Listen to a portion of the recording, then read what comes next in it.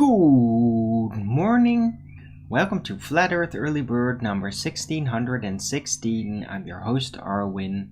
And before we start the show, please don't forget to share it on any platform you deem fit. And if you haven't already, subscribe to my channel and hit the bell notification so you know when I'm going live, which is normally 1 p.m. Amsterdam time in the weekdays and 2 p.m. Amsterdam time in the weekend. And please also do support me through the PayPal and the Patreon. That'll be much appreciated.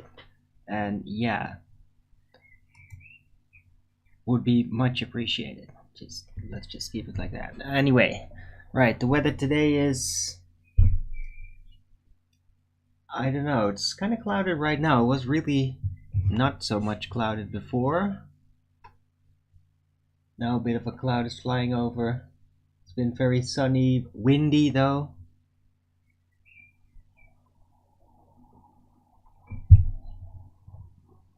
It's been dry for a while.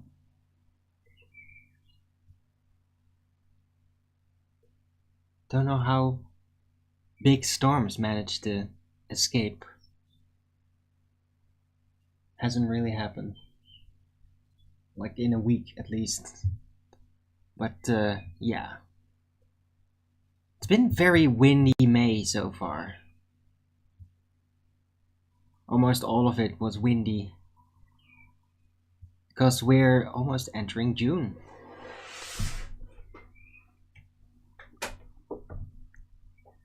Right. Hello, Slow Mo Moonbuggy, first in chat. The bad guy, good to see you. It is Tuesday, the 30th of May, 2023.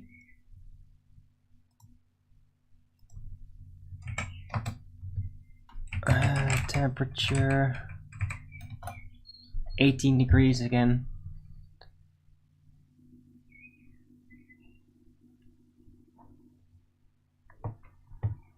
Right. According to this, it should be warmer tomorrow. Don't know why, but we'll see. It's all good. Got a salad bowl here. An Illuminati croissant that I had to take a bite out of because I was just getting really, really freaking hungry before the show. Didn't go to bed super late. Had a good rest. My back feels a lot better. It's like almost entirely normal,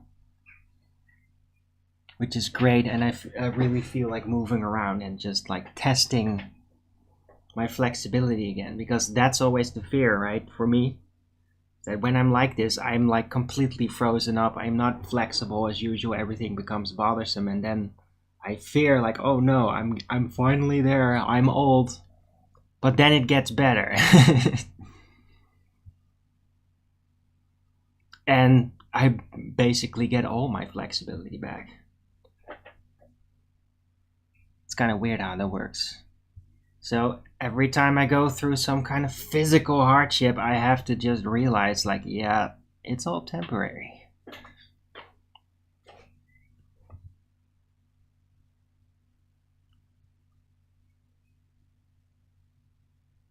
Right. Anyway, how are you guys doing? Flat Earth debate yesterday was great.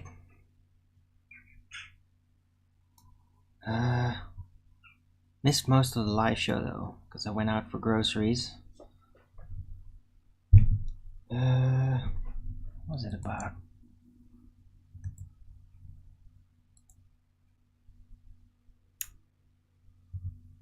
I think they were reviewing somebody.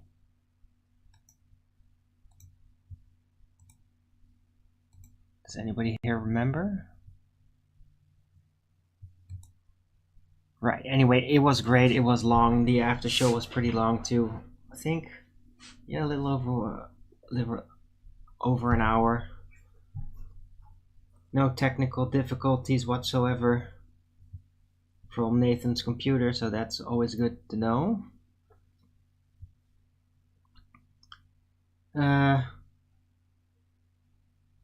Oh yeah, by the way, it turned out to be Memorial Day. I had no idea yesterday. Nobody brought it up either, but everywhere else was brought up. Oh, Benjamin had a show, but I wasn't able to see it live. I don't know why I missed it. But I was watching some of that this morning. Saw an hour. That's also the reason why I'm a bit late. Was a great show, very energetic.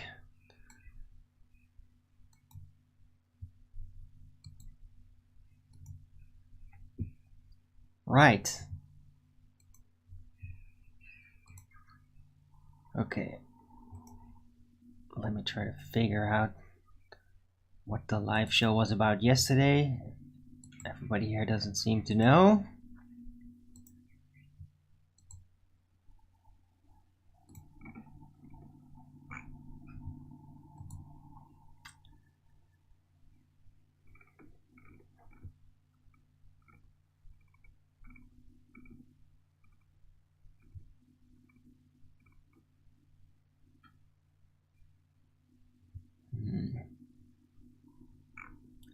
Yeah.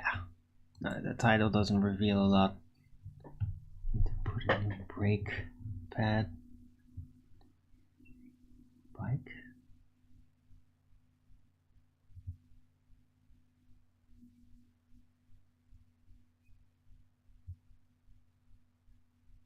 Okay.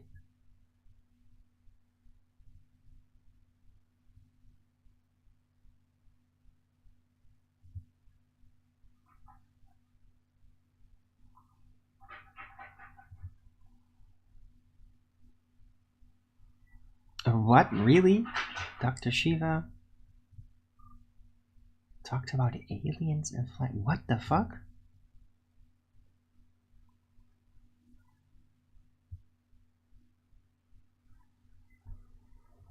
Okay, yeah, that is kind of annoying. Huh. I didn't expect Dr. Shiva to go into that. Can you transcribe roughly what his positions were? What does he think about Flat Earth? Does he think that it's like a mind control psyop or something from aliens? Like, what am I? What was it?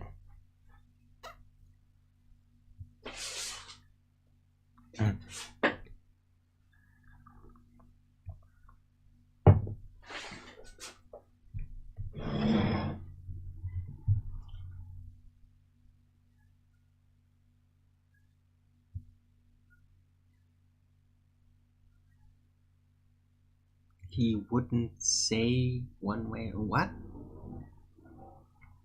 What does that mean?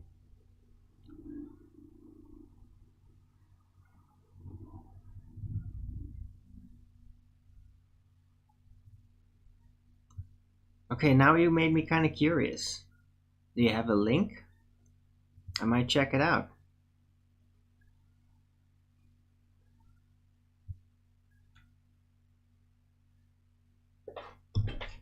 Anyway, cheers.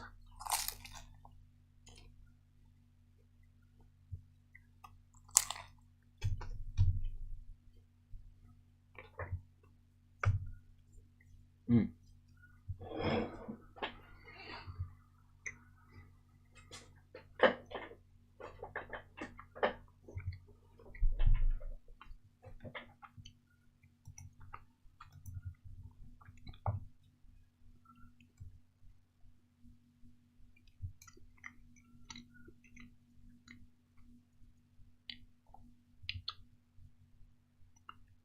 Mm. Thanks, Slow-Mo Moonbuggy, for the link. An hour, 24 minutes. Huh.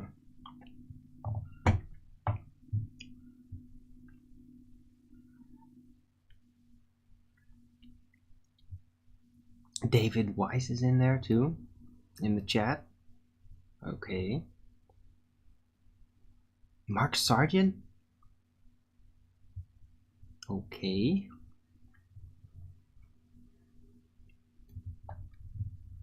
Wow. Definitely have to check that out.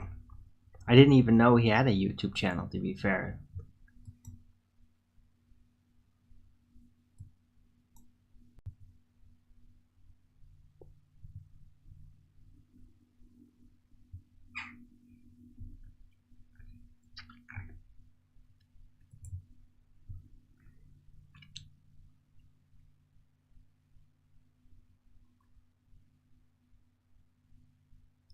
Whoa. Dude, this guy does a lot of live stream shorts, though.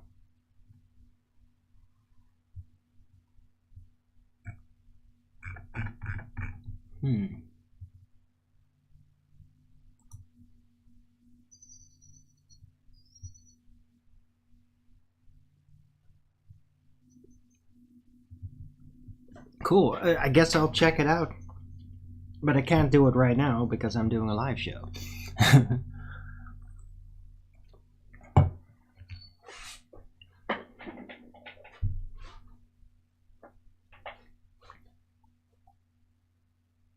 But I'm still a little puzzled about what you mean with he wouldn't say one way or the other. Like, what does that mean? That he was like kind of like undecisive about it? He would build two branches of two different incompatible stories, kind of like dual cosmogonical? Like what I can do sometimes? Like what? How? What does it mean?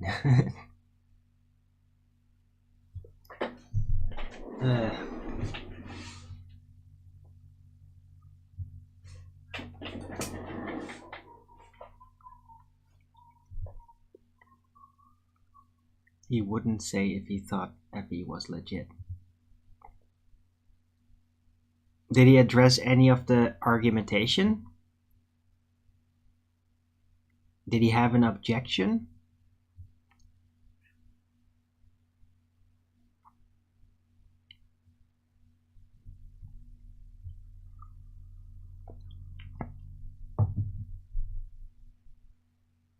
Hey Richard G, good to see you.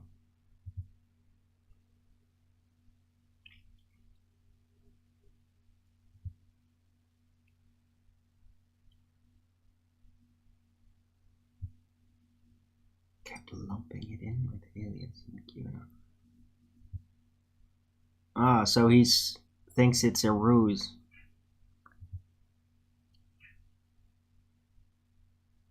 So they didn't talk about mechanical argumentations at all.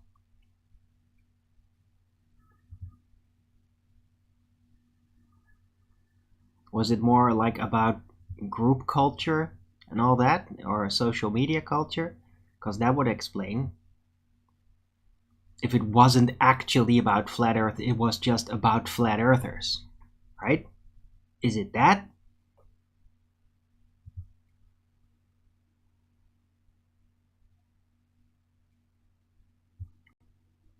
Or I could stop asking questions about it and just watch it another time.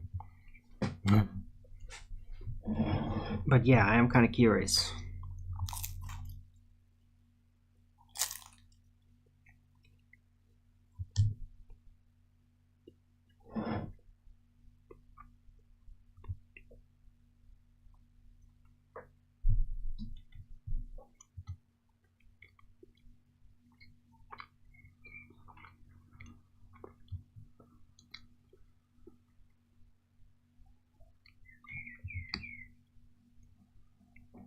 Right.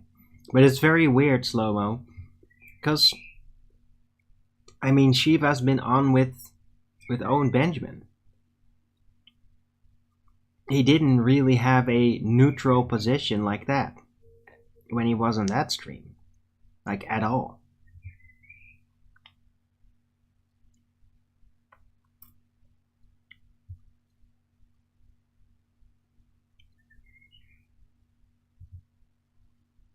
Hey, Antediluvian Catharsis, good to see you.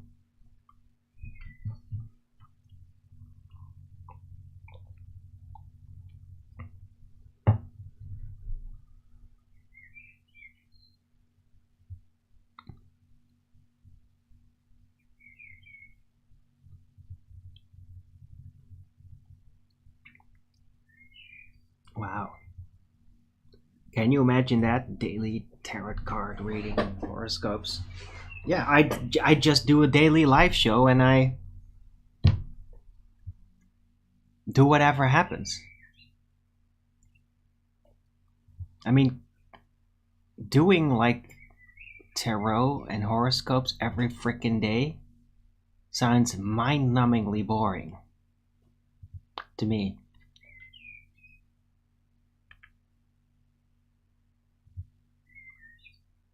And escapist, because people that do that, they don't really end up building a life so much. They just keep distracted.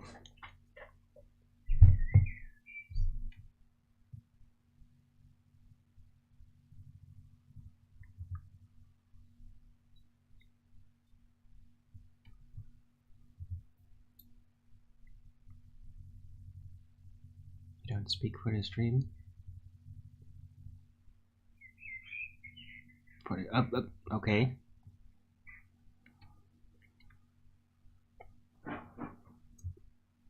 Tarot cards are satanic. No. Not really.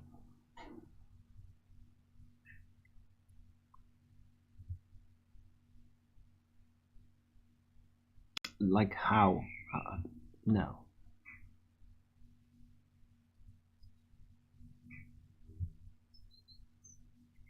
I'm sure they can be used by Satanists. But yeah, Satanists can use whatever.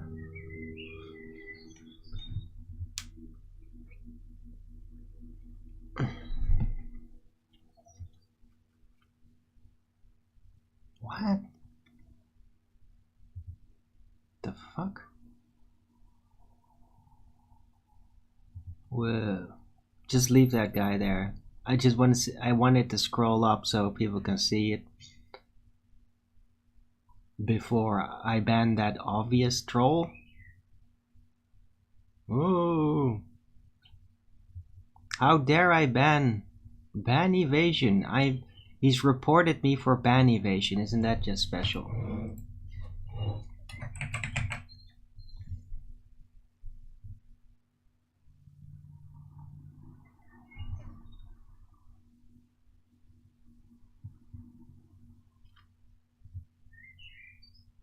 Come on, guys, keep typing.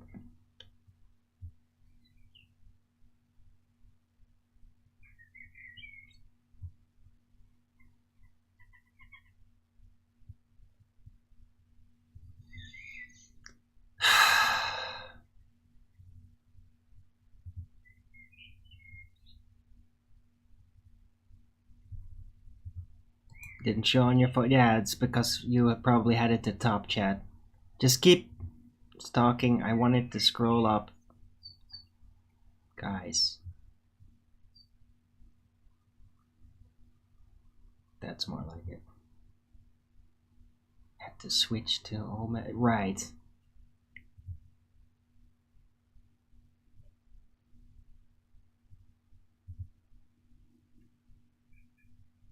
The trolls, I don't know. This might be somebody that's just like really anxious about me for some reason. I don't know what it is.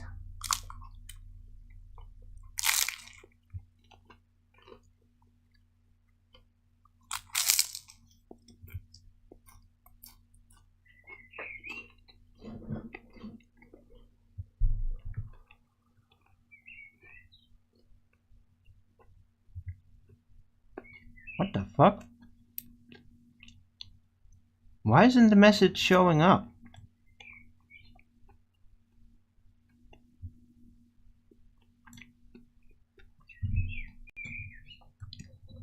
Whatever. I'll just make a screenshot of it.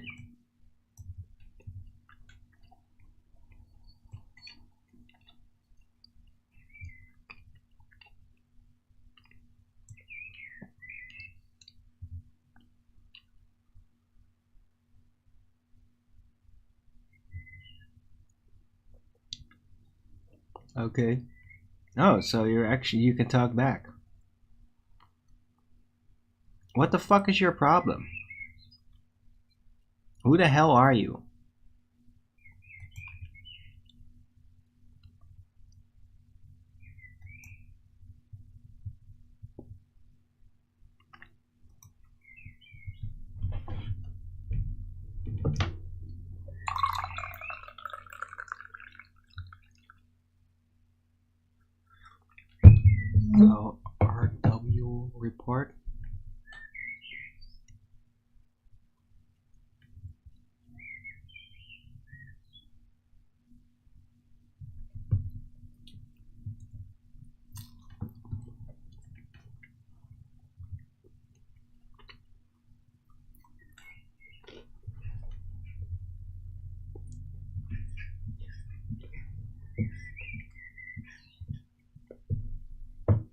Mm.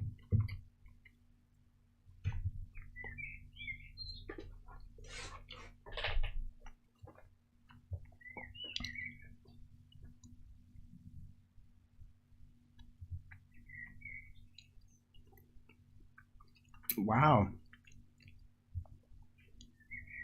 I don't start a live stream and then ask people who people are that come and join. Why not? Is that weirder than literally coming in a chat accusing somebody immediately of scamming and ban evasion? Like, what the fuck's that even supposed to mean? Like, what the fuck is your problem? I am not banned, you dumbass. I can technically live stream on my other channel. Sounds like you're not entirely cohesive up there, buddy. Oh, well-known fact, yeah. From who?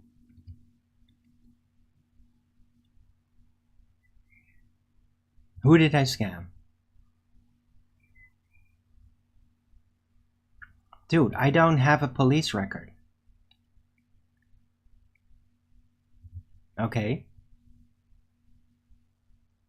Everybody who knows me. Oh, yes. Like who? Who knows me?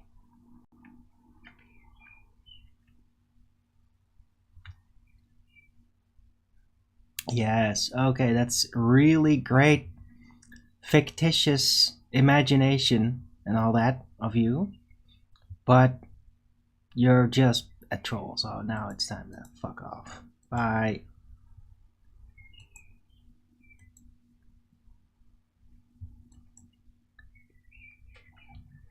Just a triggered funny fuckwit. Triggered retard, no life, can't handle the truth, attack those who talk about it.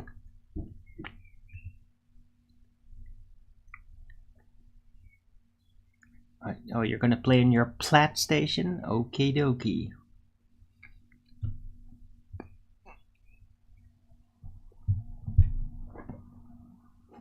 What the plan for today is, I don't know. What we do every day. Take over the world. Now, just Flat Earth Early Bird Show and then Flat Earth Debates. Hopefully we're gonna actually continue with McKeegan. Nathan was like really being evasive about it. He didn't want to go further into the video.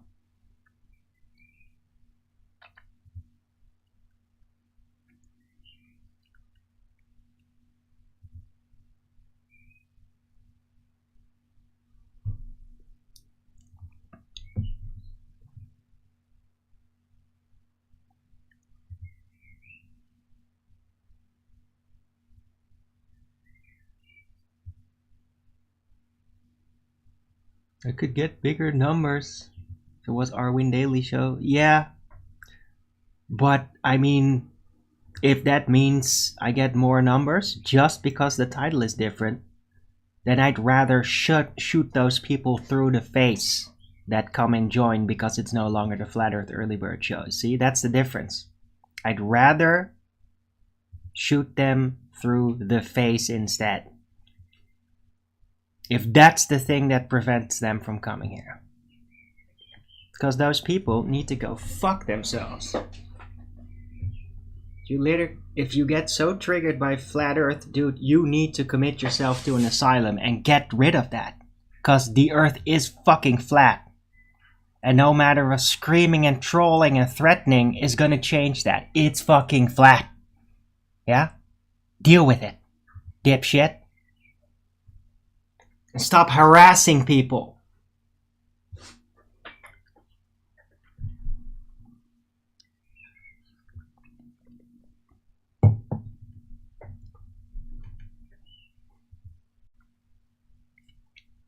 All right.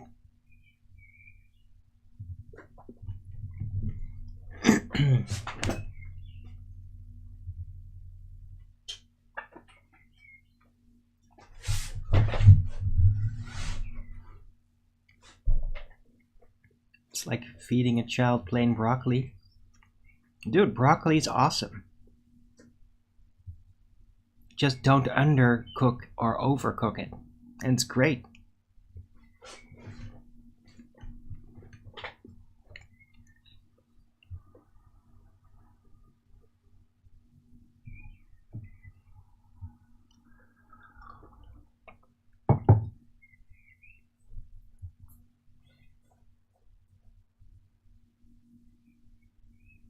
There are plenty of other vegetables that I didn't like though.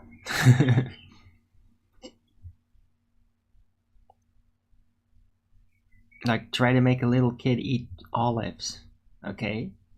It's a good chance they're not gonna like it. I did not like it. I know I still don't like it.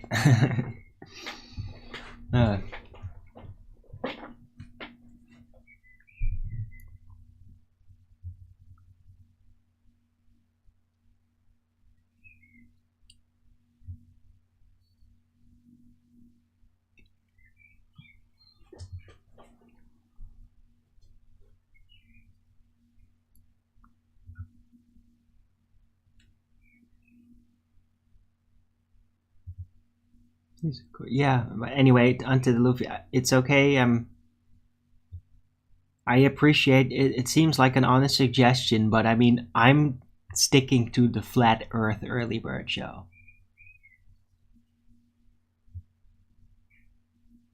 I'm gonna keep going until trolls no longer get triggered by it. So potentially until I'm dead at a very old age. You just need to get over it. Yeah? That's the only way. It's the only way. You just need to get over it. And once you do that, dude, I can make things very interesting. I mean, the globe dream is not gonna die. You just have to know it's a dream and not physical reality.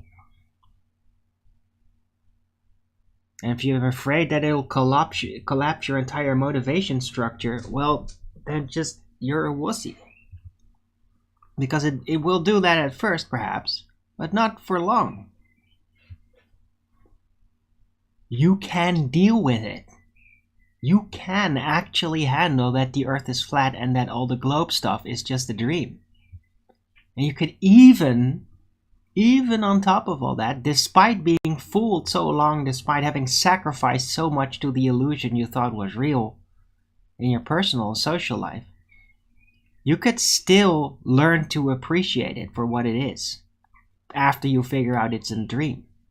I do. I still, like, I have no problem with like sci-fi globe stuff. I have no problem whatsoever. I think it's like cool. It's like, yeah, it's amazing how somebody invented this fictitious universe that is like, that kind of feels natural in its own way. It's not really natural, but in the imagination way, it's kind of natural. It works. It's amazing. But it's not real. And then you can enjoy the fiction. And you can like enjoy the advantages of what you could theoretically do in space, etc., with spaceships. And yeah, you could never do that on Earth because that doesn't exist. The medium doesn't exist. You don't have that much room. You don't have such extreme hazards like that. So, but you can still enjoy the fantasy of it, like playing a video game, right? Or watching a sci-fi movie. So it's not that scary, really. It's a big, terrible pill to swallow at first. But I mean, wouldn't it be worth it to just not be fucking triggered by flat Earth all the time? Wouldn't that be worth it? To open up again, to have a bit more of a social life, not being triggered by the Earth being flat, and that breaking to the mass public. Wouldn't it be great if you could just enjoy your life again? All you have to do is just let it go. The globe's not real.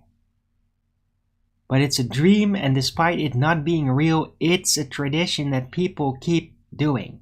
And the people that keep doing it, that keep architecting it, they know it's flat. Guaranteed. And they joke around even with it. They kind of poke, which is very mean-spirited, but they poke the globe believers that they're there to keep convinced. They play with you. It's really mean-spirited, actually. If you take into account that they are there to be worshipped by the believers, and then they play with them, with their minds. It's very mean-spirited, right? I'd be much more triggered about that, about how they fool people that believe in the illusion, and they program them with really creepy suggestions and all that, sometimes.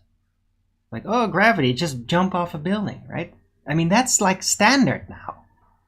That's fucked up. How can that be a standard? That your child can be made to imagine jumping off a building just to understand gravity. That's not good. I'd be more triggered about that. Okay? And you can still enjoy, dream of space. Okay? Just don't let your children go with the fanatics like that. Because those people do scary shit sometimes. It can really traumatize your kid. Or program them in a very weird way. That's all.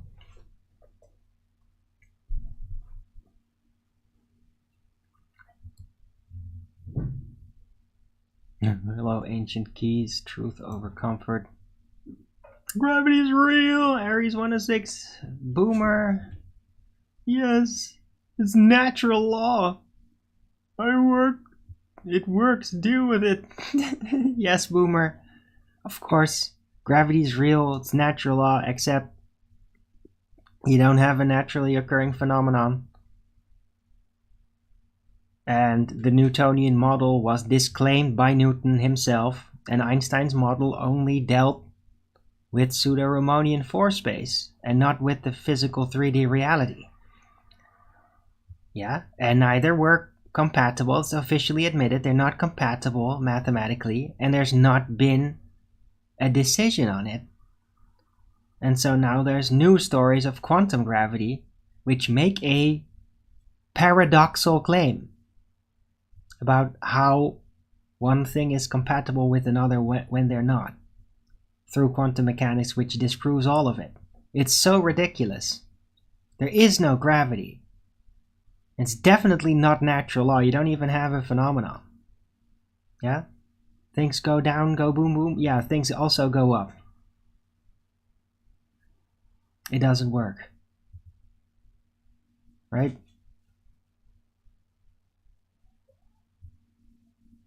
Gas moves in all directions to fill the available volume. And that's just what happens. And if there was an outer space directly connected to this supposed ball, presupposed ball Earth, then all the gas would immediately explode in all directions and thin out so much that there could be no life here. So, keep chanting, Boomer. Better to just let it go. Let it go. Stop being triggered. It's not going to go away because it's the reality, and reality is here to stay. The information's going to persist. And even if it's somehow suppressed, it will still come back. Yeah? Globe lore needs to be chanted over and over again in peer pressure to keep it into existence, to keep people believing it. But the truth just happens. People figure it out. Logic makes the truth surface. It always does. It will keep doing that. It's like even if you have a completely programmed, mind-controlled society, then even within that, people will still figure it out. Within the very tight parameters that have been given to them, they'll still figure out it's a lie. And that there's a truth. They might not be able to reach it, but they'll still know it's there and that it's different from what they've been taught. It doesn't matter. Truth always returns. As long as there's life, As long as there's life, the truth will always come back.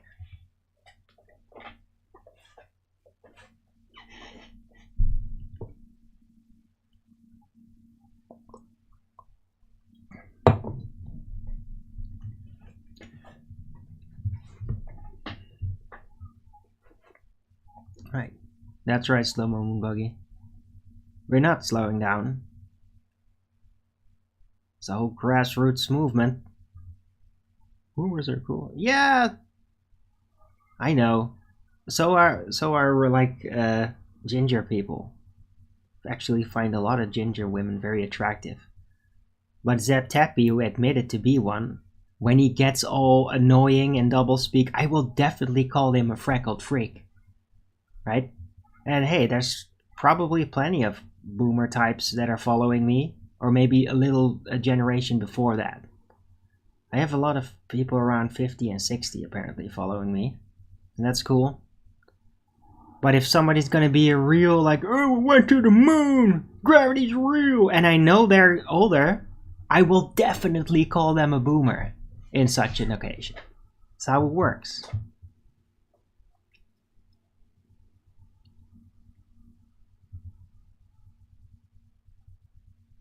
Or that's how I like to work.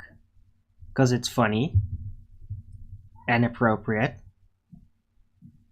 Even though supposedly that's not appropriate, I think it is appropriate.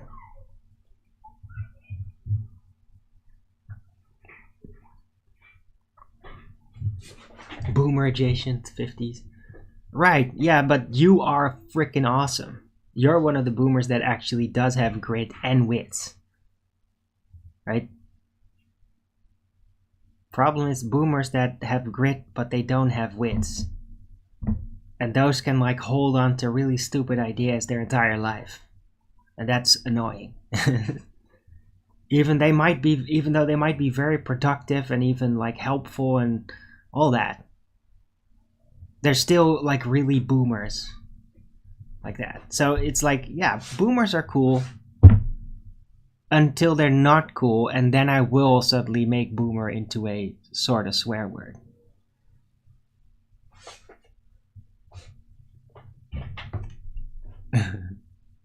So don't take it all that personal.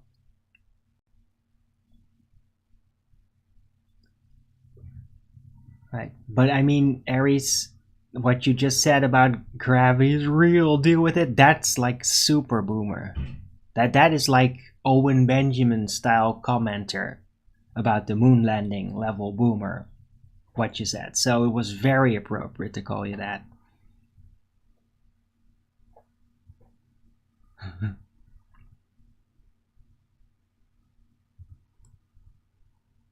Okay. I don't know why you keep deleting your messages there. Dude, don't do that. You're getting a timeout.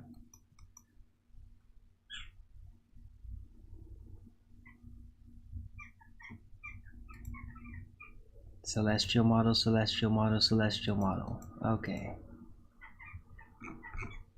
Right, yeah, so the celestial model is a GP map. That's a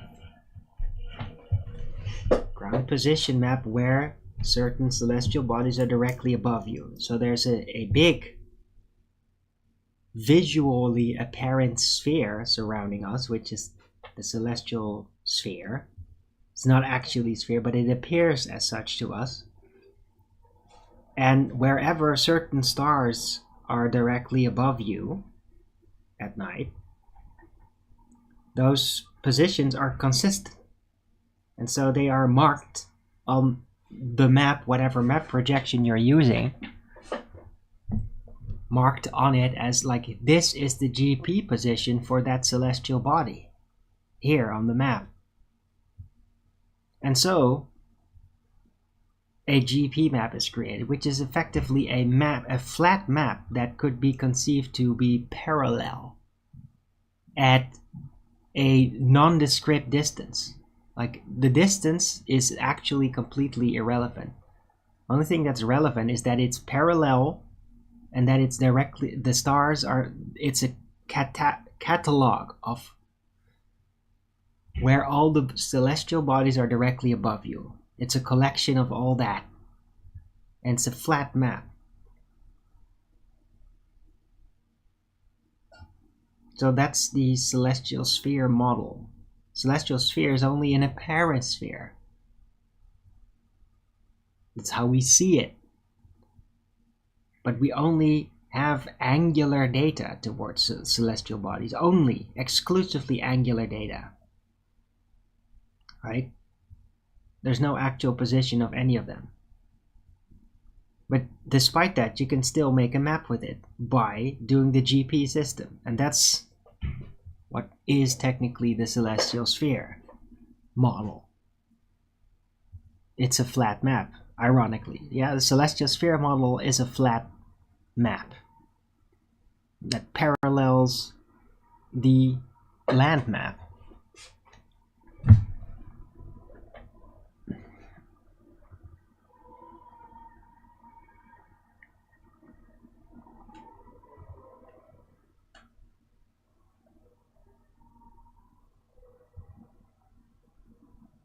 Gas would, whatever reason, leave the globe with gravity.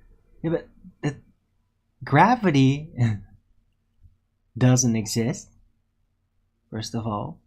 And the only models that have ever been brought forth that would explain how gravity would keep gas stuck to the ball would ignore gas behavior, which is it actually expands in all directions to fill the available volume, right?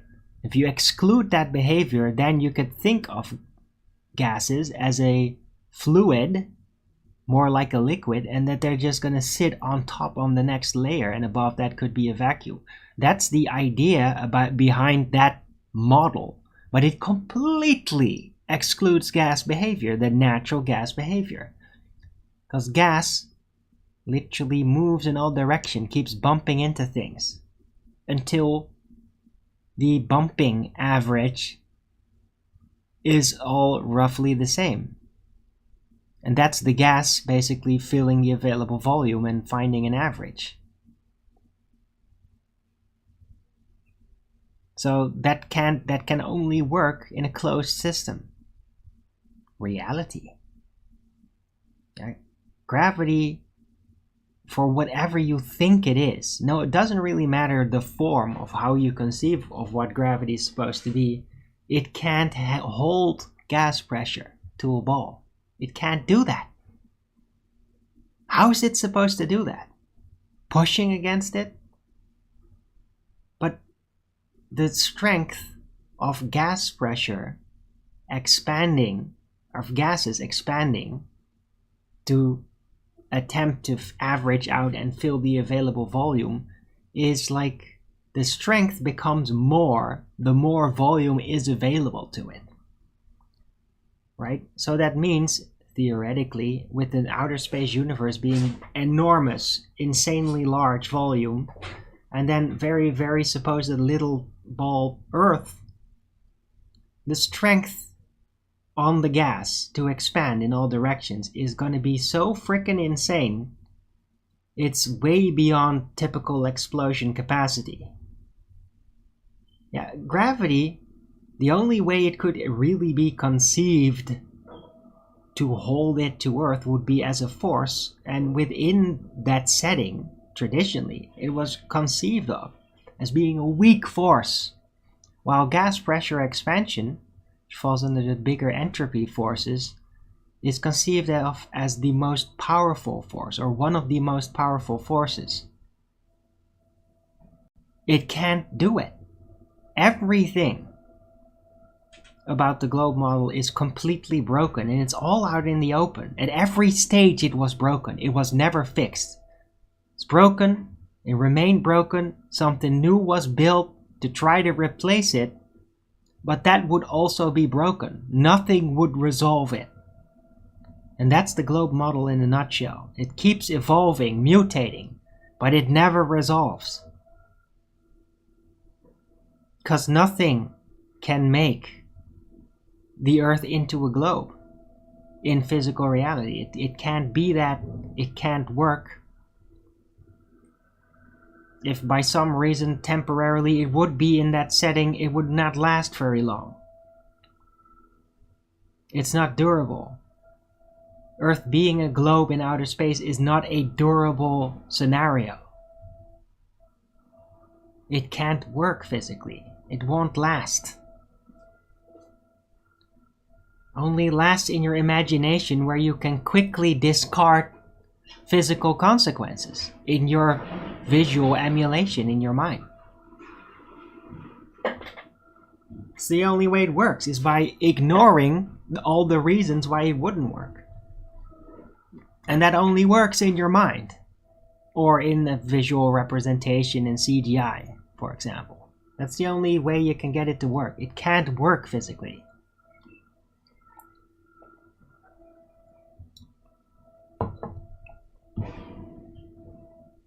Get the fuck out of here. What a dipshit.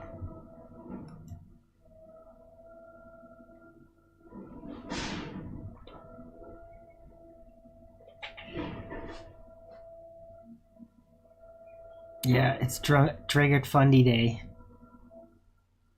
Where's the container? It's somewhere.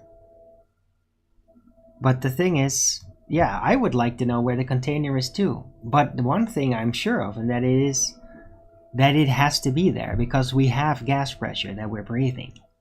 Motorized 360. So yeah, I'd like to know where the container is as well.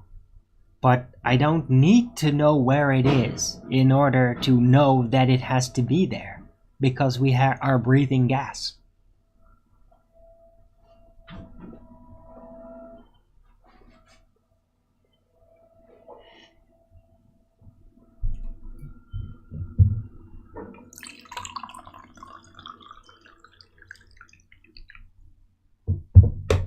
Playing a video game live on this channel. Okay. Really?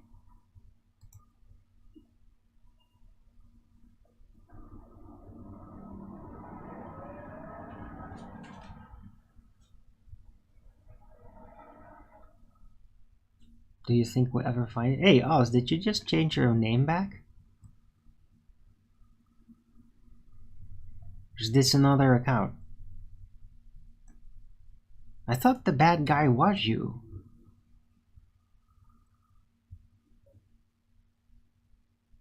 What the?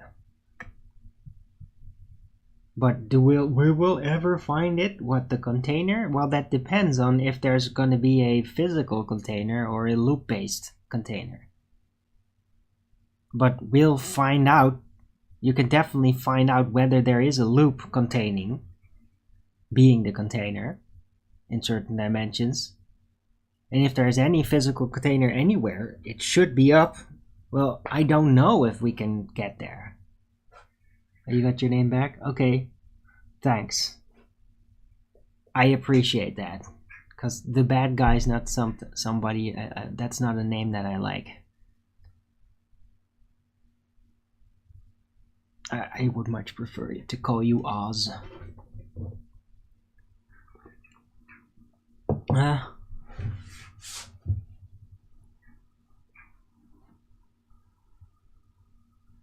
So yeah, I don't know if we're gonna find the container. But there has to be one above us, at least somewhere. Even though the dimensions of it might surprise us greatly.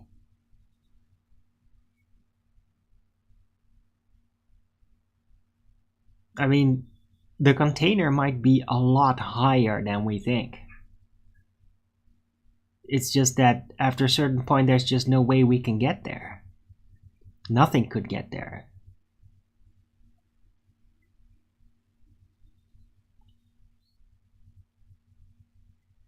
It might be like extremely cold after a certain distance, and like whatever goes up there just totally freezes. But there might still be space, like volume, that gas can move in.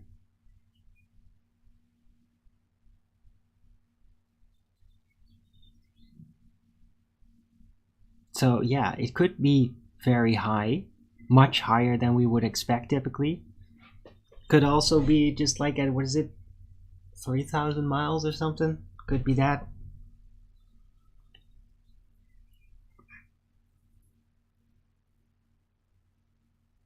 But as for finding a barrier on the sides of this realm, I don't know. All depends. Could be that the barriers are very far away. That the realm is much bigger than we take for granted. Or that there simply is no way to, that it's all self-contained. It's looping system. Like a trainman station in the Matrix. Just loops in on itself, and if it loops in on itself, well, there doesn't need to be a physical barrier in order to maintain the gas pressure in that vector, because it's always going to be pressing against itself from both sides.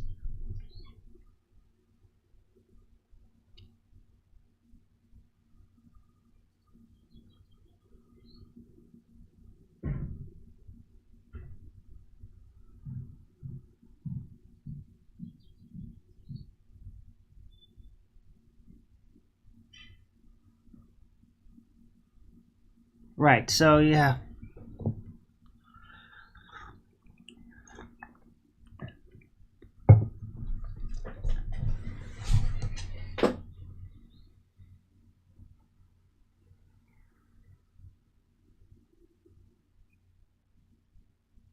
I guess that's it for the trigger moment. Trolls are all back to sleep.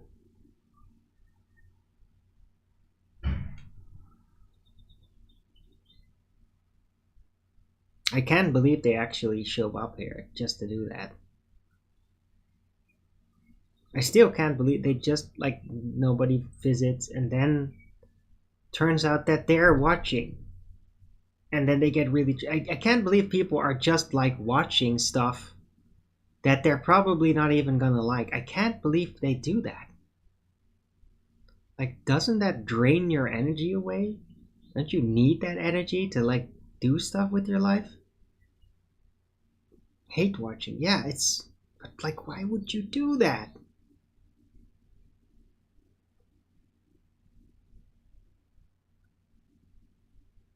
I mean, hate watching, that's like watching really messed up porn or something. It's gonna fuck you up. Like, why would you do that? Why would you do that to yourself?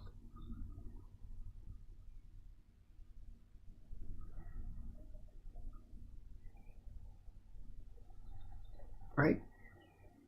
Now, unless you're like, nah, I wanna get over this being so triggered about flat Earth. I want to be okay with flat Earth. Now that's a good attitude, right? If you want to be okay with flat Earth, well, then you're gonna have to accept reality.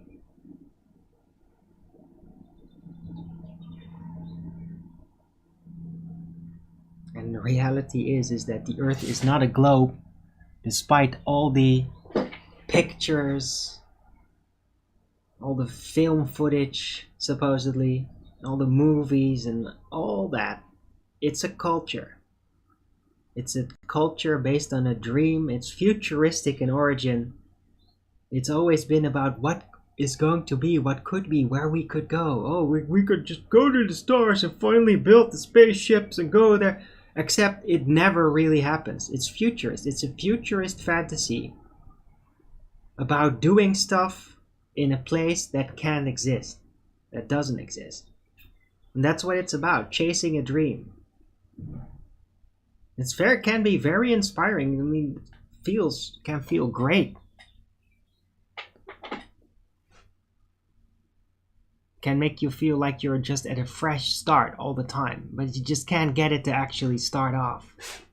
But it's always fresh, and that's a bit of the trick. It's what people find enjoyable about it, but it's not real though.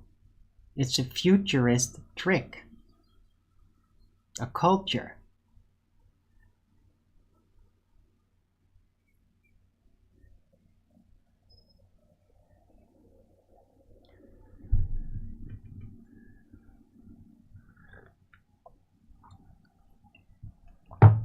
They're kind of obsessed with why? Why would you be obsessed with flat Earth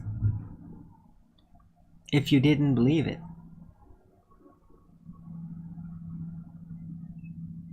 Why would people get obsessed about something they don't believe?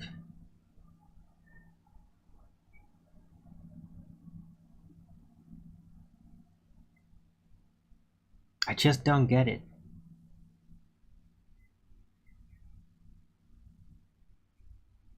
Like, why would you allow yourself to indulge in something like that?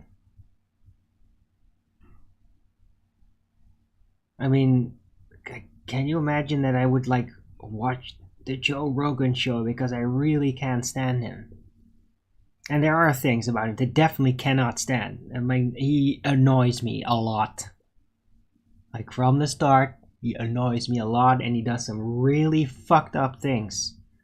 Really bad stances, flaunting things and drug promotion and terrible things. He betrayed the moon landing, right? Why the fuck would I then go, oh, I gotta watch him, I gotta watch the toe, I gotta know what he's up to now? Why the fuck would I want to do that to myself? Why? Why would I do that? I don't get it. Joe Rogan is horrible, I know. But why would you then watch it all the time? I don't get it.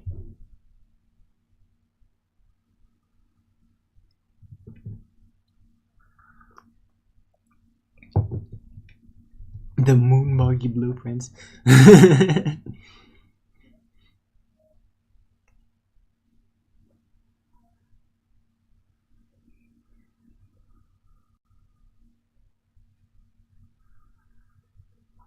Oh, it's very funny, Aries 106. Maybe the containers are on local hologram.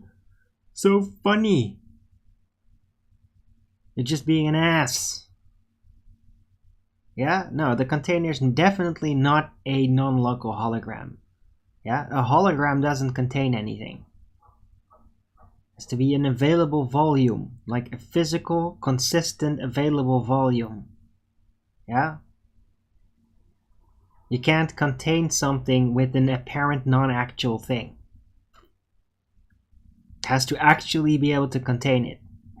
By simply there being no more available volume to move into, which could be through a barrier or through there being no more volume available because there's no more space. Which can happen in a loop. Just ends up pressing against itself. So not very funny, Aries 106.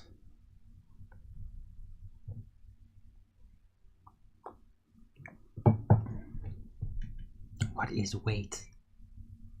Weight is a convention. Is it not really physics-based convention?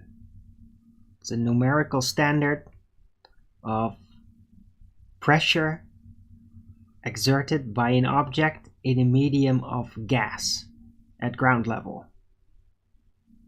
And then the disequilibrium caused by the relative density disequilibrium of the object will press against the scale, and that scale will then read that pressure and translate it into a numerical value-based standard, which only works if it is things being weighed in air. That's why that's really important. It's left out. Weight is just like, oh, it's kilograms, it's pounds, it's all this and all that. Yeah, but it is a numerical standard based on something being weighed in air. Because if you weigh it in water, it's a different readout. It will effectively weigh less. And if you weigh something in a vacuum, it will effectively weigh more. Right? So that would change the numerical output. So yeah, you could say, oh, it has some weight. Right? An object, that's a colloquial statement. It's not numerical based. You could say, yeah, it has some weight. What does that mean? It means there's some pressure it will cause downward because it's more dense than the medium. You don't really give a numerical value to that. But as soon as you demand a numerical standard, like in kilograms or in pounds and all that, then you're going to have to set the medium to a universal standard, which is in air at ground level. Because otherwise you're going to have readouts, numbers of weight of things that are weighed in different mediums, and then the weight is not consistent. It's just like, oh, this is 100 kilograms and mine's also 100 kilograms. Well, my 100 kilograms weigh more than your 100 kilograms. Right? That's what you're going to get if you don't set a perfect standard, which is you weigh something in air at ground level. So that's weight.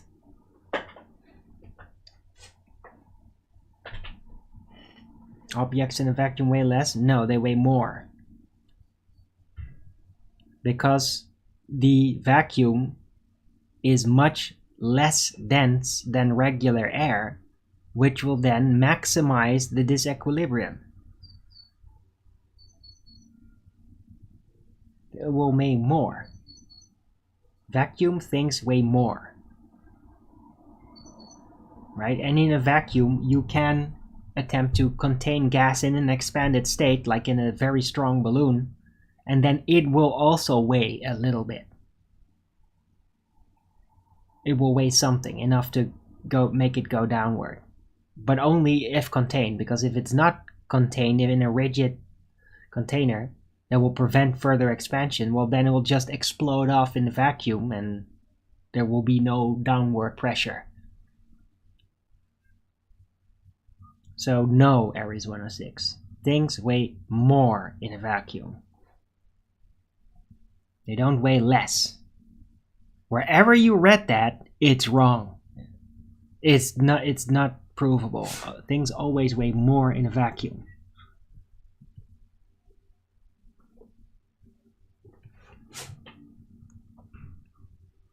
There are no containers needed when you have gravity, you know this. The fuck? The fuck is wrong with you? I just explained all of that, Leah. You're a troll, aren't you?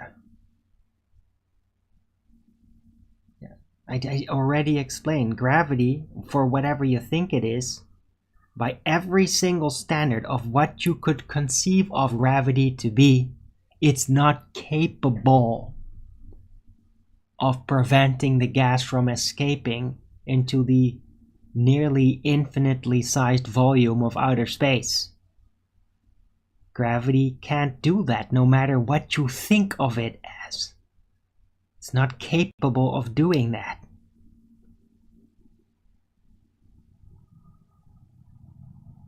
Yeah? Magically make it true. But you don't even know what it is. Not to your satisfaction. You don't even know what gravity is. Okay? If you think of gravity as a force, well, guess what? That force is not strong enough to prevent the gas from exploding into the outer space universe. Yeah? You don't think of it as a force, well, then it can't do anything about it. Unless you figure out that the gravity, for some inexplicable reason, is so powerful in its space-time bending that it can literally cause a container effect with the Earth, so that the gas literally can't escape because it can't escape the space. Because it's bent into, into a loop or something, into a wormhole. But I don't think that that's the standard understanding for what gravity is supposed to do on Earth by Einstein metrics. So gravity can't contain the gas. It's not capable of doing that in any conceivable form. Force or no force. Unless you're going to claim that the Earth is stuck in a wormhole and this allows gas pressure to form, which is effectively saying, yeah, it's stuck in a looping system. So if that's your claim, then yeah, sure. I'm with you. Yeah? The Earth is in a wormhole. Yeah, that could prevent the gas from escaping into outer space, because nothing could escape into outer space because it's literally in a loop. And it's even weirder that we would then see beyond it, because whatever. Okay, but that's not the claim for gravity. It's not claimed that Earth is in a wormhole. So it's not going to be a container, no matter what you think of it as. Leah.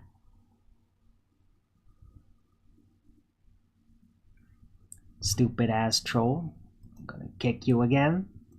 But at least I was able to just explain it. Hey, LSG, good to see you.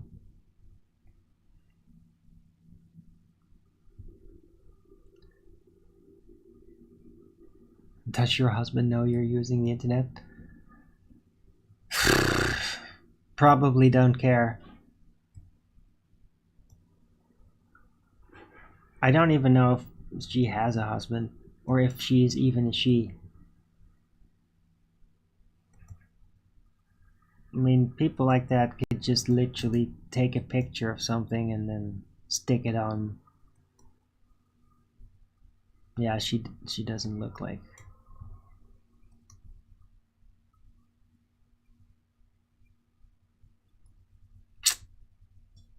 It could be a real woman. I don't care.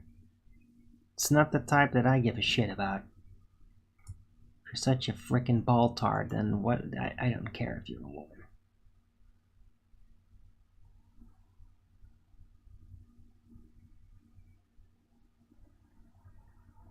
Downplaying the validity of points that those glowers feel are sufficient evidence for the love. Okay.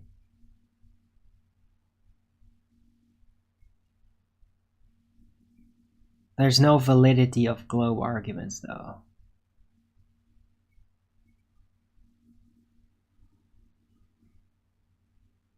You present us with this so competitive. Okay. Wow.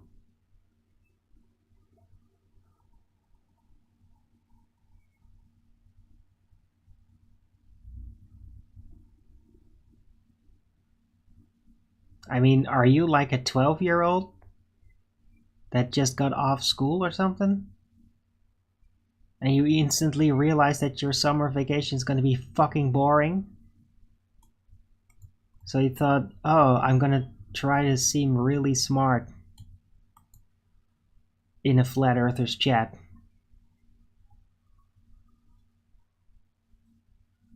Because you're literally writing this shit like you're a 12-year-old. Nobody talks like that, dumbass.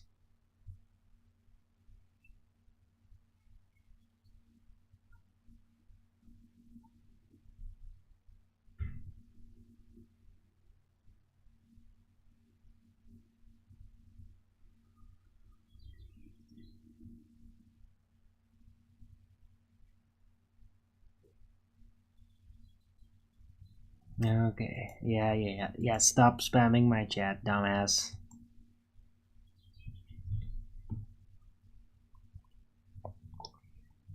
I can't believe all you guys actually subscribe just to do that shit. You people literally have no life. Oh, a bunch of 12-year-olds just realized you don't have the new game console, the new game. Parents are all drunk out. They're not gonna buy you the new game. Your summer is gonna be fucking atrocious. Nobody actually liked you in school, so you don't have any friends to hang around with. Everybody mostly stares in their stupid mobile phone anyway. So you're gonna have a shitty time this summer vacation as a 12-year-old. So let's troll flat earthers, that's it. It's not really gonna work though.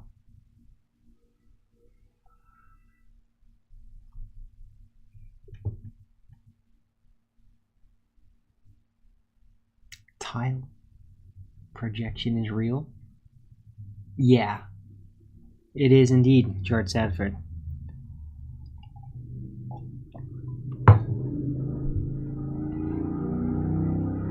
Yeah, thank God my parents were never like that. Like, not until I got like that. If we were a little bit like a stoner family at some point. Like after I was 15. My brother stayed out of it. He like left in that phase. But I mean, I never felt so fucking miserable that I just wanted to bully people or something.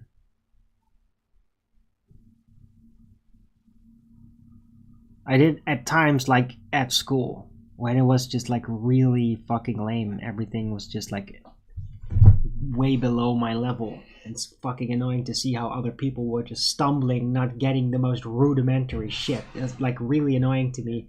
I might start to bully people a little bit, but I would quickly like step away from that as soon as I figured out that those people like really they weren't just lazy. They just had trouble. And then I didn't really want to bully them because I'd feel guilty. How's my brother doing? I don't know. Haven't heard from him in a decade.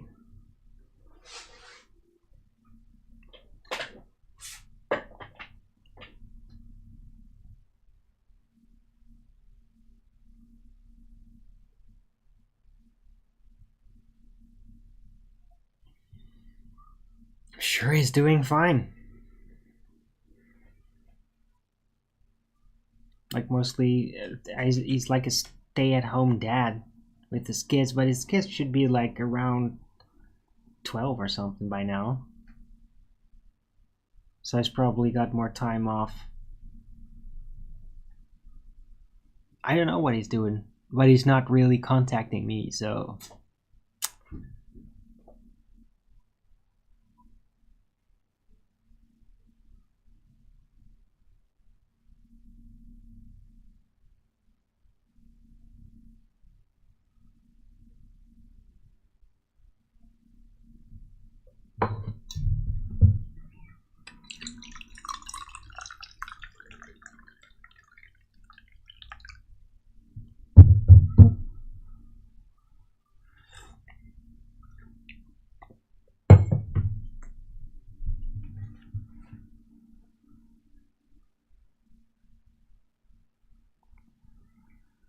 Not on speaking terms. Yeah, well, no, not really. I mean, it's not like we're in a fight or something. It's just that the way we connected up when we were much younger, like that just doesn't really work anymore. So we've kind of like just grown apart. It's not because of negative. It's just that like we don't really know. I don't really know how to compose myself, and my brother just doesn't compose himself as he used to. And so I don't really know how to deal with how he is now. So it's like I don't really recognize him anymore.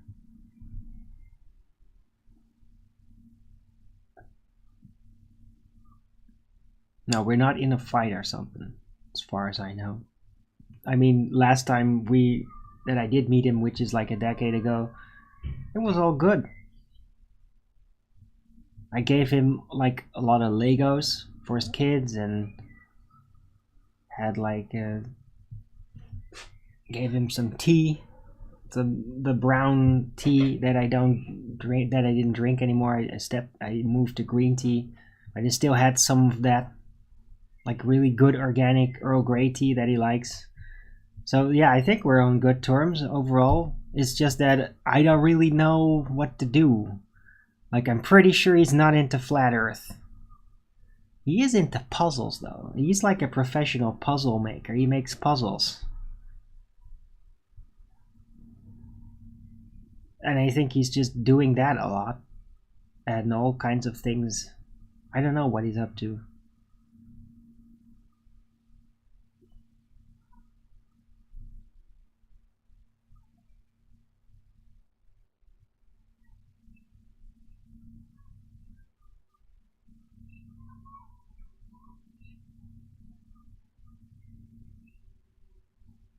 He used to be like really into physics and chemistry.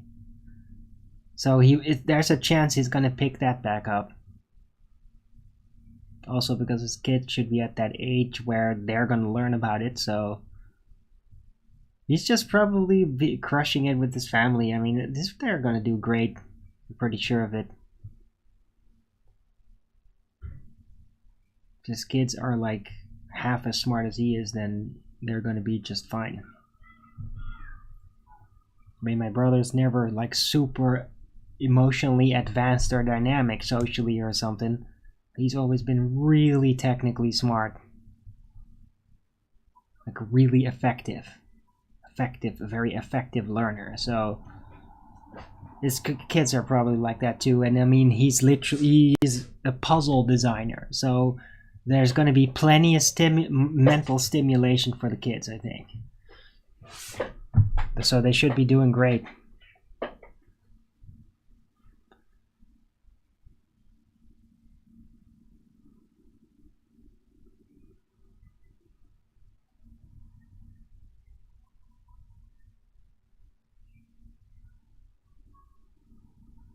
My order was in the... Yeah.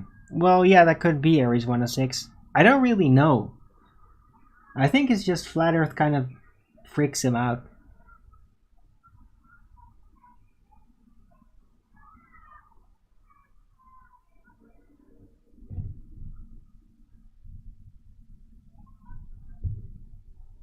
That might have changed, by the way, by now. It all depends on... Yeah.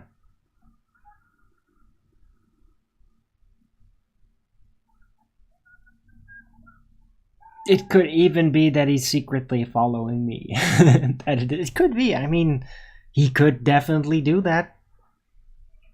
But I kind of doubt it. I think he would be very bored. My brother thought that a lot of things that I was interested in were kind of boring. Because he's not like an empath like that. He's not interested in those types of things that I'm interested in. Very interested in psychology, social dynamics, all that, and spiritual things, and like he's just not interested in that. It's like very old-fashioned or something. That's always how I thought of it.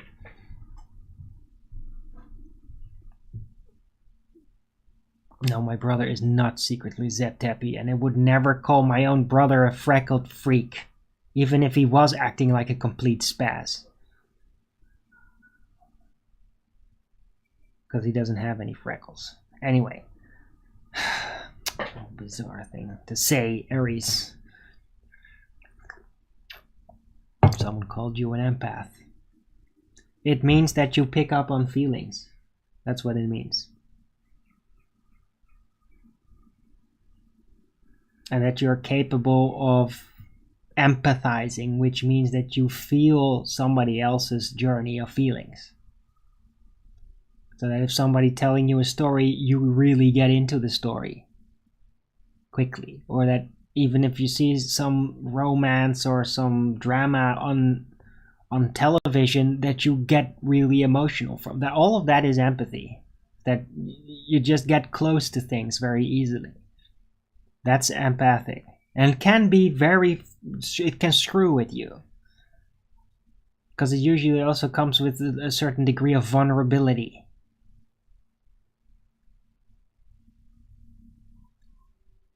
But, I mean, being an empath for some people can also mean like, hey, you're not all numbed down to all hell. What, you don't listen to hardcore music and take hard drugs and shit and like, oh yeah, you have feelings. Oh, you must be an empath. Yeah. You could can be that too. Because some people just like, they numb the shit out of it. They hate feelings and they'll literally like drug themselves and just get all hardcore literally to get rid of it. And those people will think anybody that still has some subtle feelings and can pick up things to be an empath, they'll see that as magical. Because they literally try to get rid of it. And then they forget that it exists. They hide it behind their lifestyle. So, sounds about right? Right. To the fullest extent. Okay, well, then, yeah. Well, that would explain why I really enjoy having you around in chat. Because empaths are just really cool guys or gals. And all you have to do is just not get too rough. Like, not get... Just don't get rough. Don't hurt them out of nowhere. And it'll be alright. Anyway.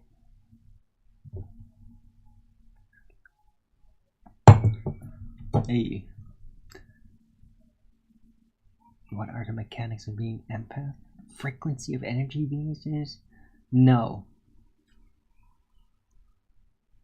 No, an empath doesn't...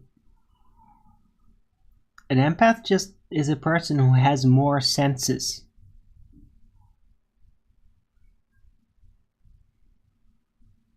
So you just pick up more as to what is always there. A lot of people just don't pick up on things. They just don't have the senses developed.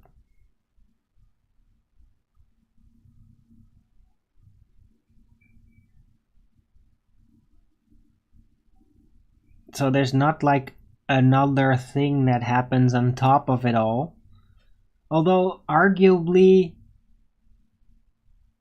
if you're a well-developed empath like myself, then there are things that you can do with your energy in your exchange. It's like you can do things with it.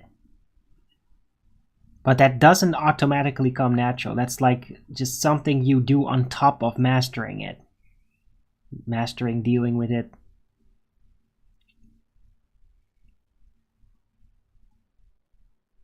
But yeah, the rudimentary mechanics of being an empath is that you just pick up more detail of everything that everybody picks up on. And you get to a lot of talent usually with empaths usually just have more talent in puzzling out and figuring out emotions and how they work, especially in the moment. So if somebody's feeling something, you can literally feel what they're going through, and even then in the moment already kind of predict where they could go with it. Feelings are less of a mystery when observed by an empath. It's an important factor. It's just you just get it. You just get the feeling. You just get how that works. It's not a mystery to you. You can feel it of others and then see ooh, they're gonna go through this, or that sort of thing. But that's typical empathy.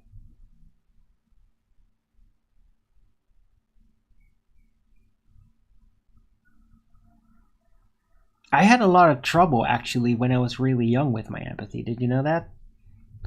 Because I did have the senses, but I got it wrong all the time.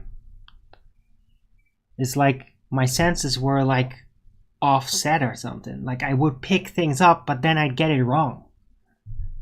It's very frustrating a lot of the time because I was just fumbling a lot in my social interactions. Because of it. If I was emotional about something because something just happened or whatever, then I couldn't tell the difference. I would see whatever I picked up in the color of what I was feeling. Remember, I've explained this on my show endlessly when I get emotional or demoralized or really angry, is that the emotions literally color the way you see things. But I didn't know that when I was younger. I didn't understand that. So I would get into emotions and then the entire world just got fucked up. And then, yeah. It was just a mystery. Why is everything all suddenly fucked up? And I didn't understand. No, that's the way, because of your feelings having so much influence on your perception. So my feelings have more than usual amounts of influence on my perception. Because they're so strong when they arrive. That's another effect that can be typical for an empath.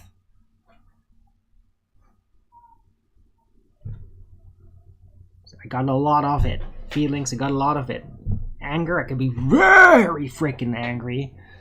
Loving, I can be like, oh, so much love for things. I can be super enamored. I can be like overwhelmed with cuteness about something.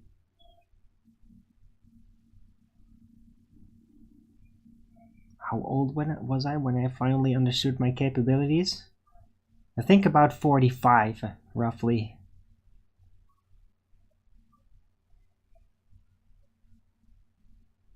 Maybe older.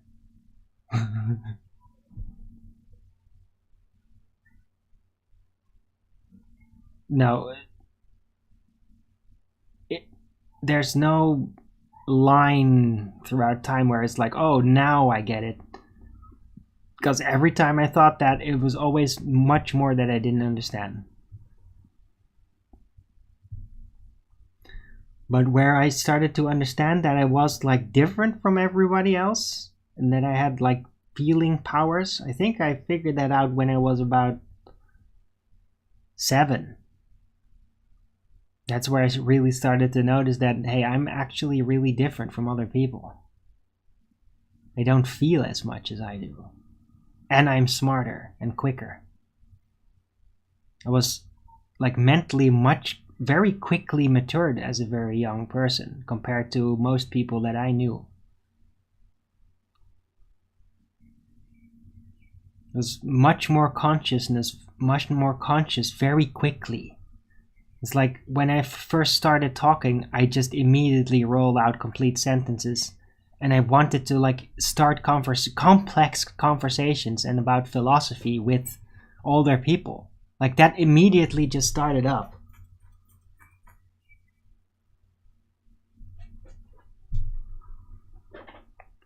So I understood that I was different, but I had no idea like what that meant. What can I do with it? And like even in my teens, I was just like, I am a mutant. Like I'm not supposed to be in this world. It was that bad. So it's really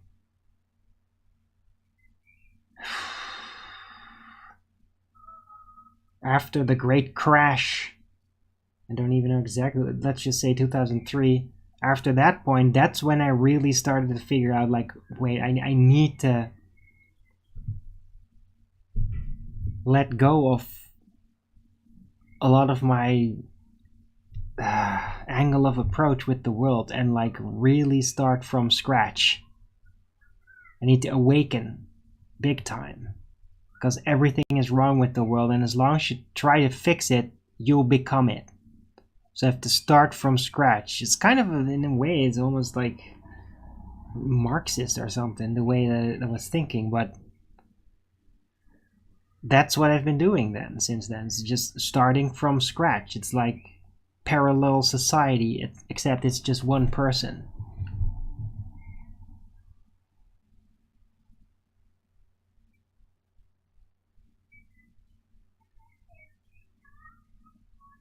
Because the older I got, the more I figured out like how incredibly far off and diluted like the culture, Western culture, has become, and is still getting worse. There's a real serious sickness that's come over just everywhere, and if you just go with it, eventually you stop seeing it, and it's seen as progressive. But it's not progressive. It's escapist. And it's arrogant. And it's very, very foolish. And a lot of people get caught up in this, and it's normal to them. Not everybody's like a SJW activist out there, thank God. But people like, they think it's normal now. That's the big difference. Like, when I was in school still, that would be absolutely seen as ridiculous. People would like really, really look down upon that. crazy SJWs like acting like complete freaks. They would really look down on that shit. Now people are like, yeah, oh, there's another one. What the fuck, man? How did that ever become normal? Those people are fucking insane. Like, clinical. They have therapists. How did that become normal? And why would people join that? Why would you do that to yourself? Why would you convert to that? I don't get it. And why would people accept that? Why would you accept that from your kids? I don't understand any of it.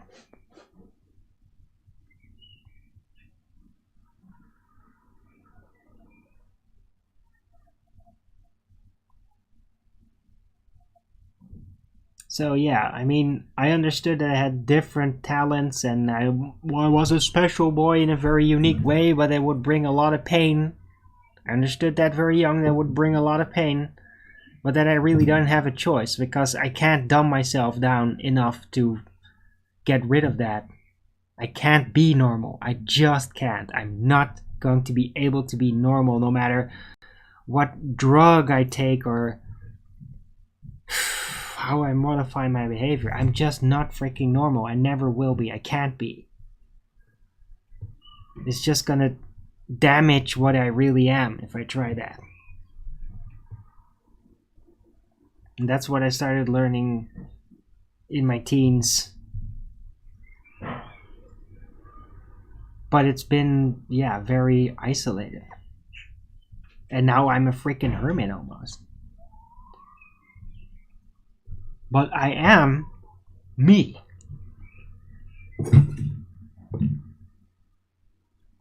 And I am doing much better. I really am. There's still a lot of burdens, but they don't burden me so much now. Because I know what I am in between all of this.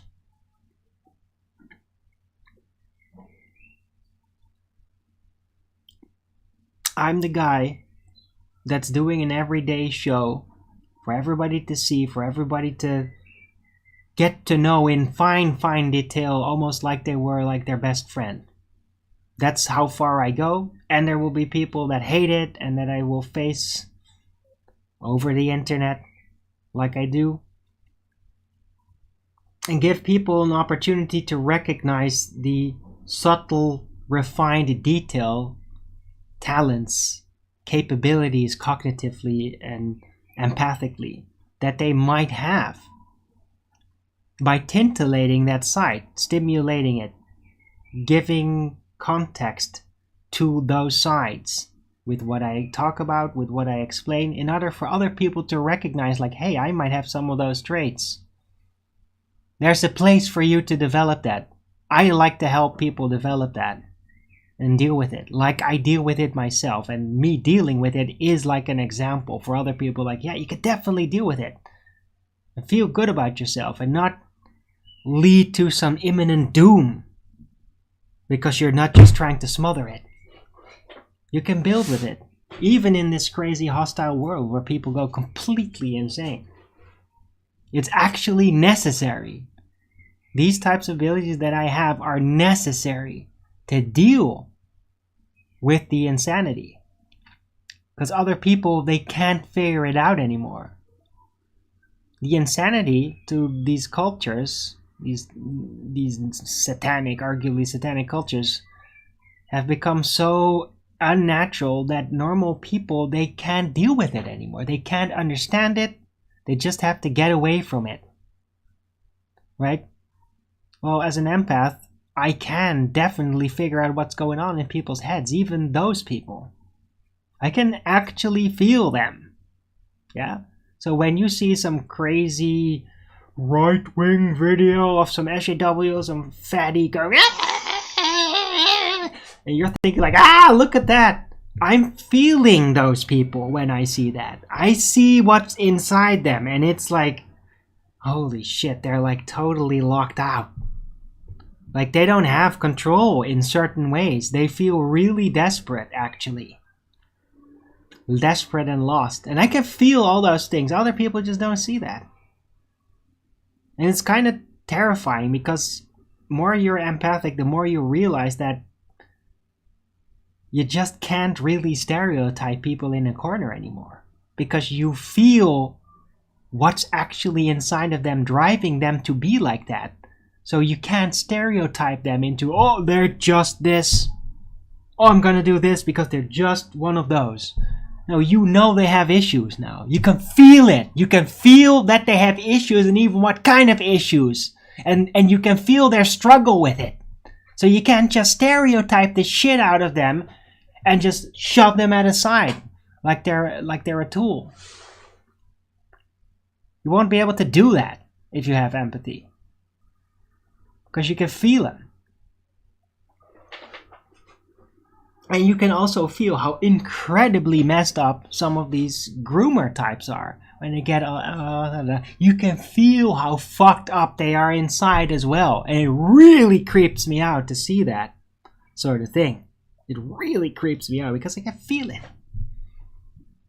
And it's also very interesting that certain actors, like actors that act evil or disgusting types, some of them can act like really dark and really gross, but then still be entertaining because I can feel that it's really an act. While other types, they use those types of stereotype acting to actually express what they really have inside. And those people are like, ugh, I hate those actors. Like frickin' Jack Black is one of those, yeah? He's not really good at acting, and he feels cool, and he's like, it's kind of funny to him inside. No, he's really grossing out. It's really fucked up, right? So those are the types of things that make you different as an empath from regular people that don't see that, they don't dig that. You just have more layers of information that arrive when you look at something or somebody. Wizards don't seek power. Right, wizards seek understanding. So wizards do seek power, but they seek power of the mind. And if you're an evil wizard, you seek power over the mind and mind control. And whoa, time has flown. This has been a great show. I should definitely give it a title, but I don't know what. Time has flown by so quickly, I didn't have time to think of it. I'll have to think of what to call this show. It's very psychological. Empathy, triggered, flat earth triggering. Let's see. Oh shit.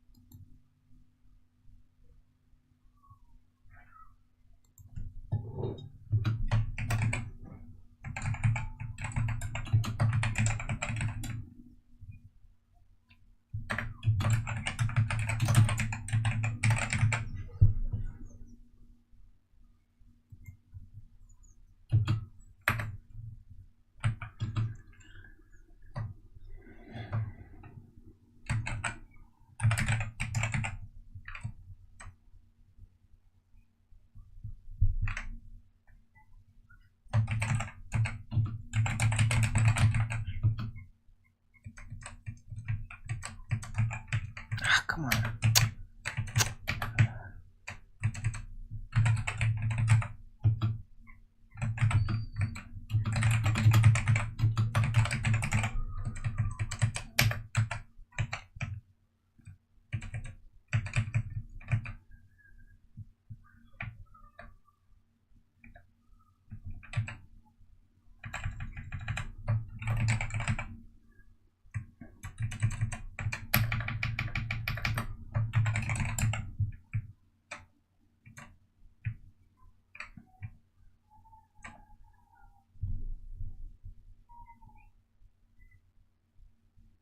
Okay, this is what I'm gonna settle for. Bored troll vacation. The difference between an empath and a non-empath. I think that's pretty decent.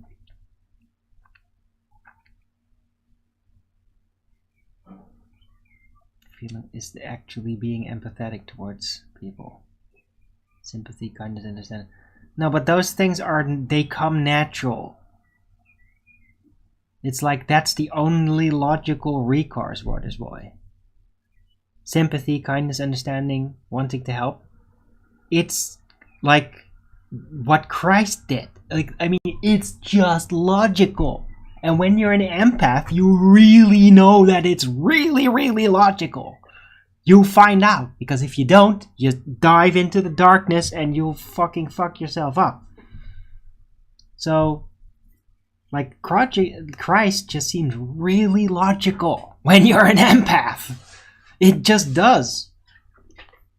What doesn't seem logical is all the priestly nonsense chanting that goes alongside it, though. But Christ's actual actions are super logical for an empath. It's like, yeah, wow, that guy really gets it. That's what you get when you're an empath and you read about Christ, what he did, what he says. You really get it. So that's, yeah. Empathy is Christ-like, you could say. It's a Christ-like ability. But it can also fuck you up if you don't deal with it and develop it very carefully. Right, but I'm gonna round out the show.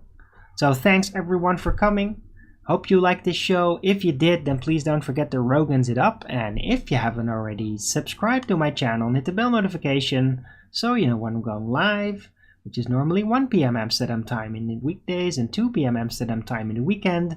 And please also do support me through the PayPal and the Patreon. That'll be much appreciated, and I can always use the support. Really, it's been a while, so please somebody support me. That would be great. Yeah, and Borders Boy, oh, you do not see empathy in action from me. Well, that's your fucking problem. Yeah, because I'm not a vegan and I eat meat. So, you don't have the fucking quality to judge me as an empath. I have empathy ability to frickin' magical level.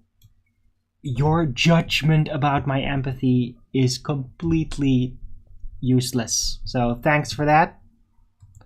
But yeah, I don't give a shit.